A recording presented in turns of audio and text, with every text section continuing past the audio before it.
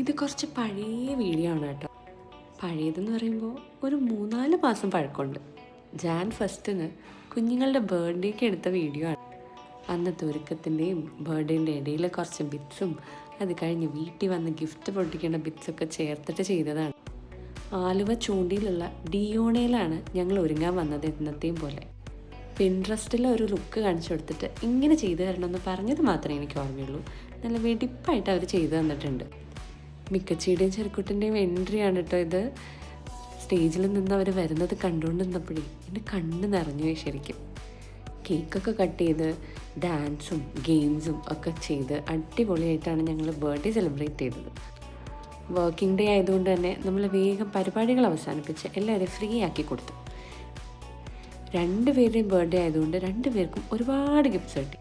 അപ്പോൾ തന്നെ മിക്കച്ചിക്കും ചിറ്റപ്പനും അത് അൺബോക്സ് ചെയ്യണം. അതിൻ്റെ സീൻസാണ് ഇതൊക്കെ.